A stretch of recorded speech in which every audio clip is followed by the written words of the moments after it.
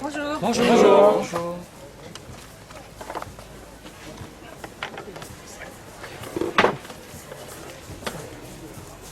Bonjour Olga. Bonjour, ça va? Ça va bien. Je voulais savoir comment est-ce que vous en êtes venu à venir sur le projet de L'école normale. Comment ça s'est passé Alors, j'ai reçu la proposition, j'ai reçu l'offre pour le rôle et j'ai lu le scénario, j'ai adoré les personnages et j'ai accepté. Donc c'était assez Vous voyez que vous pour compléter le rôle simple et facile. Écoutez, et après j'ai appris que apparemment ils ont écrit, ça faisait un moment qu'ils travaillaient sur le scénario et ils ont pensé à moi à l'époque de Hitman. Donc, je venais de faire Hitman, donc c'était tout au début de ma carrière. Et Hitman c'était mon premier film en anglais. Et James Bond il n'était même pas à l'horizon à l'époque. Et après donc c'était drôle, c'est une coïncidence que après j'ai été prise pour James Bond. Il est bien le film. Dans ce film, vous incarnez encore une femme assez forte, caractère. Et je voulais savoir, est-ce que vous seriez vu dans le rôle de la tueuse à gages? Tueuse à gages. J'ai déjà fait. Dans celui-là, est-ce que vous auriez pu être. À la place de. Oui. Écoutez, ça aurait pu être proposé. Hein. On m'a déjà proposé, j'ai déjà fait des rôles semblables, comme par exemple dans Centurion. Oui. Hein. Mais celui-là est beaucoup plus intéressant. Vous avez tourné avec Daniel Craig, Pierce Brosnan, Tom Cruise. Maintenant, avec quel grand acteur vous voudriez tourner avec en fait? Bon, moi, j'ai pas des désirs spéciaux. Je veux dire, il y a tellement d'acteurs formidables. Moi, je prends le destin comme le mien. Ça peut être, je sais pas qu'est-ce qui va arriver prochainement parce que j'ai plusieurs projets, mais ça dépend de ce que je vais accepter. Donc ça m'est égal. Le plus important c'est les scénarios, les histoires, les personnages. Et du coup, je rebondis un peu là-dessus, mais vous avez une carrière qui est très étonnante pour l'instant de variété. On vous voit chez Terrence Malick, juste derrière, on vous voit dans un film d'action de Roger Donaldson, donc c'est vraiment des écarts assez grands. Je veux savoir comment vous choisissez justement vos rôles. Est-ce que vraiment vous avez envie de jongler entre le cinéma indépendant Oui, je le fais exprès. J'essaie de jongler. J'essaie de marier plusieurs genres dans ma carrière. Et c'est le but en fait. J'aimerais pas faire la même chose tout le temps et de faire le même genre tout le temps. C'est dommage. Et puis il n'y a pas beaucoup de marge pour les personnages aussi. On fait tout. Donc c'est toujours dur de choisir un personnage différent ou un scénario qui est différent.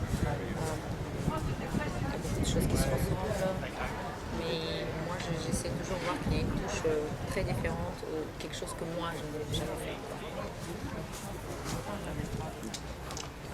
Dans le film, vous jouez au piano un morceau du compositeur français Erik Satie. Avez-vous pris des cours de piano pour préparer votre rôle?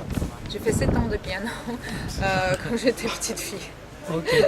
Donc j'ai pas pris de cours, mais j'ai dû l'apprendre parce que je savais pas jouer ce morceau. D'accord. Mais bon, après finalement je l'apprends, mais ce qu'on voit c'est 15 secondes, même si moi.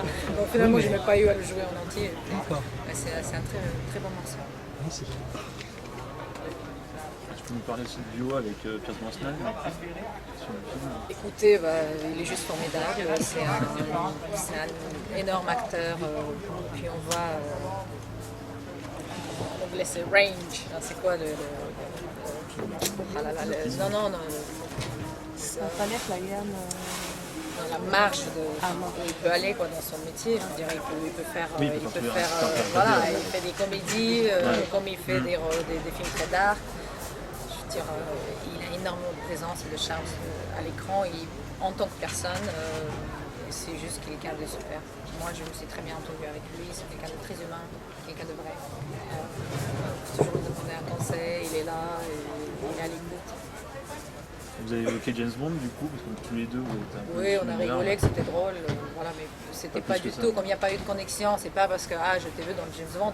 Quand il m'a dit que c'est en fait bien avant que je fasse James Bond qu'ils m'ont remarqué, bon, ça m'a surpris, ça m'a fait plaisir aussi parce que personne ne connaissait. Et du coup, le film a une résonance, enfin, tristement, le film a une résonance politique qui colle avec l'actualité aujourd'hui, avec les tensions entre la Russie, l'Ukraine, De toute etc. façon, ça a toujours existé, hein, comme Ça dans a James toujours Bond, existé.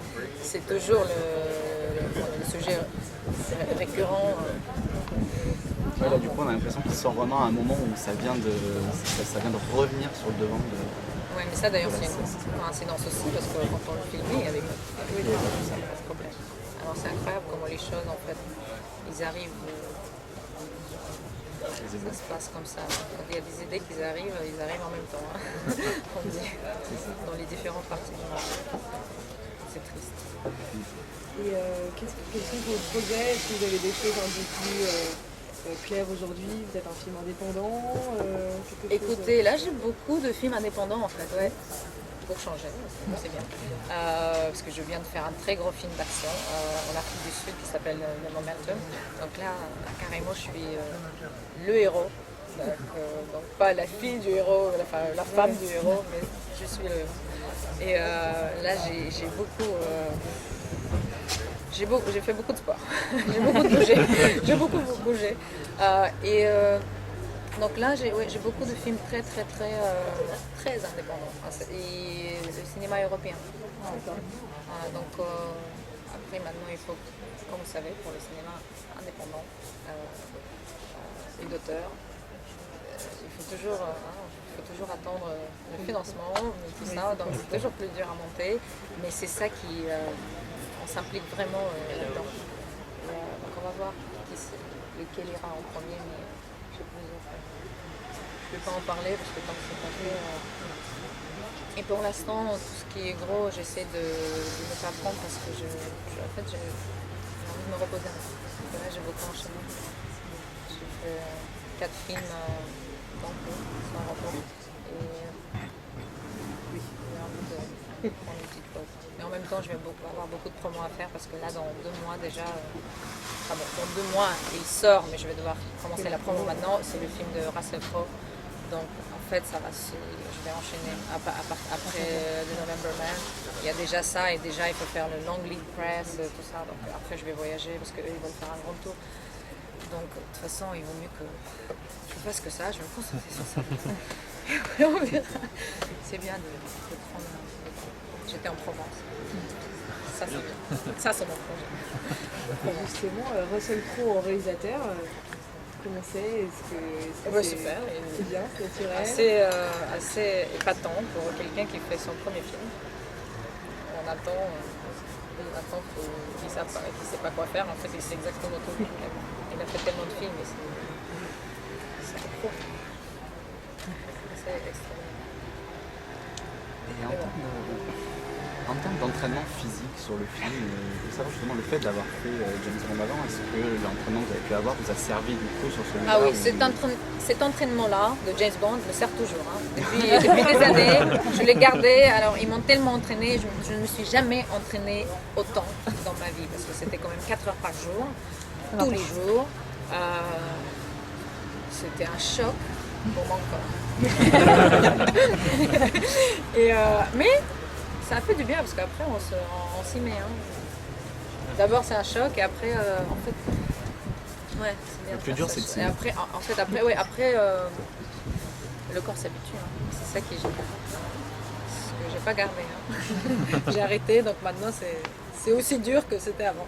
Mais c'est pas grave, c'est bien que je fais des films comme ça me permet de bouger un peu. C'est fini. Voilà. Merci. Merci beaucoup.